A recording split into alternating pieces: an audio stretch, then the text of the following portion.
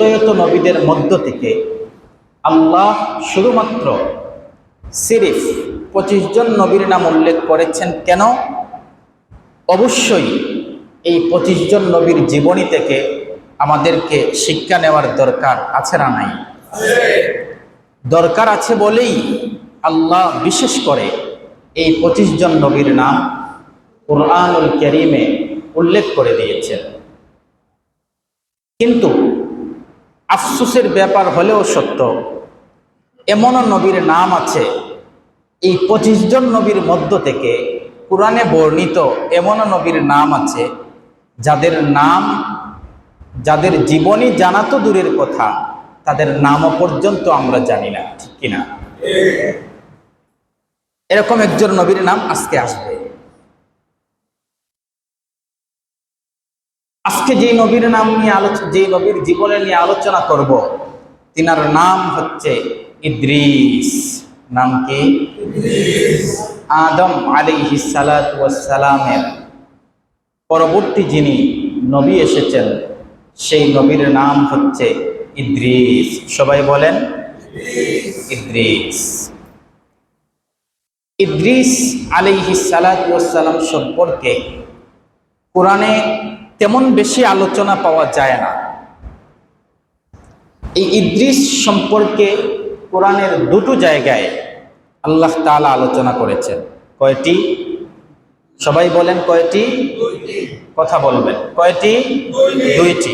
দুই জায়গায় আল্লাহ ইদ্রিস নবী সম্পর্কে আলোচনা করেছেন। এছাড়া কোথাও আল্লাহ তাআলা ইদ্রিস নবী সম্পর্কে আর আলোচনা করেন নাই।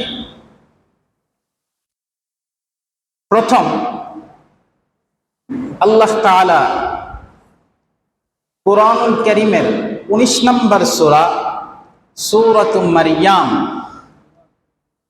এর 56 এবং 57 নম্বর আয়াতে আল্লাহ তাআলা ইদ্রিস নবীর সম্পর্কে আলোচনা করেছেন।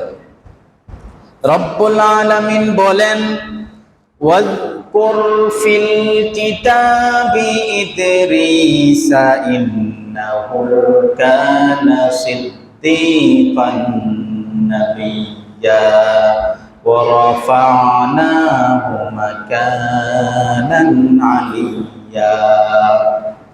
আমাদের নবীকে লক্ষ্য করে বলছেন, ও নবী, উযকুর ফিল কিতাবি ইদ্রিস, আপনি এই কিতাবে বর্ণিত ইদ্রিস আলাইহিস সালাতু ওয়াস সালাম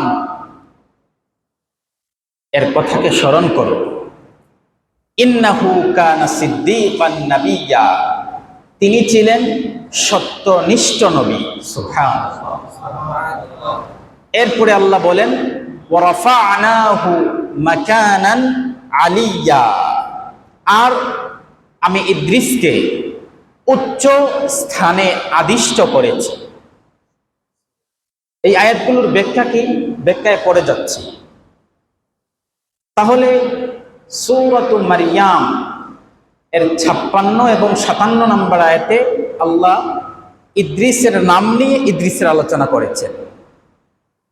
2 নম্বর কুরআনুল কারীমের 21 নম্বর সূরা, কত নম্বর?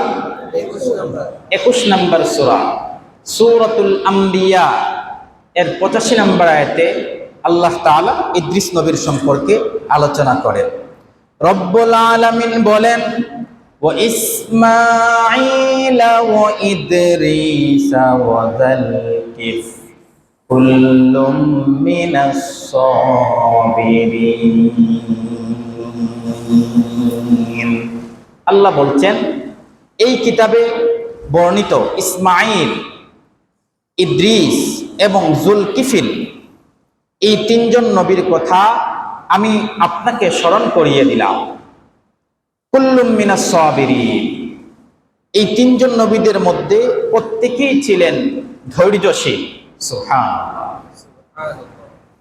কি বলছেন? ইসমাঈল, ইদ্রিস, জালকিফিল, এই প্রত্যেকেই ছিলেন ধৈর্যশীল। এই 3 জনের মধ্য থেকে একজনের নাম হচ্ছে জুলকিফ। কোনদিন নাম শুনেছেন? সবাই বলেন, নাম শুনেছেন? জুলকিফিল নামে যে একজন নবী আছেন, এটা কি আপনারা জানতেন? কেন? তার কারণ হচ্ছে কোরআনের সাথে আমাদের সম্পর্ক নাই। কোরআনের সাথে যদি সম্পর্ক থাকতো তাহলে জুলকিফিল উনিও যে একজন নবী, সেই নবীর সম্পর্কে আমরা জানতাম। আমাদের কোরআনের সাথে সম্পর্ক না থাকার কারণে জুলকিফিলও যে একজন নবী, সেই নবীর সম্পর্কে আমরা জানি না। এবার আসেন, এই ইদ্রিস আলাইহিস সালাতু ওয়াস সালাম সম্পর্কে এই দুই জায়গা ব্যতীত কোরআনের আর কোথাও তার আলোচনা পাওয়া যায় না। বাকি ওনার যত আলোচনা আসবে, কিছু আলোচনা আসবে সহিহ হাদিস থেকে, আর বেশ কিছু আলোচনা আসবে ইসরায়েলি রেওয়ায়াত থেকে। ইসরায়েলি রেওয়ায়াতের ব্যাপারে পরবর্তীতে বলছি। এই রেওয়ায়াতগুলো যদি পাওয়া যায় তাহলে আমল করা যাবে কি যাবে না, পরবর্তীতে এর আলোচনা আসছে। আগে আমরা সহিহ হাদিস থেকে জানি, ইদ্রিস আলাইহিস সালাতু ওয়াস সালাম আল্লাহর একজন পয়গম্বর ছিলেন। পৃথিবীতে যত পয়গম্বর এসেছেন, প্রত্যেক পয়গম্বরের ব্যক্তিগত একটা পেশা ছিল, ব্যক্তিগত এক একটা কাজ ছিল। ঠিক সেরকম ভাবে ইদ্রিস নবীরও একটা পেশা ছিল। এই ইদ্রিস নবীর পেশা ছিল দর্জি। কি পেশা ছিল? দর্জি। তার আগে ইদ্রিস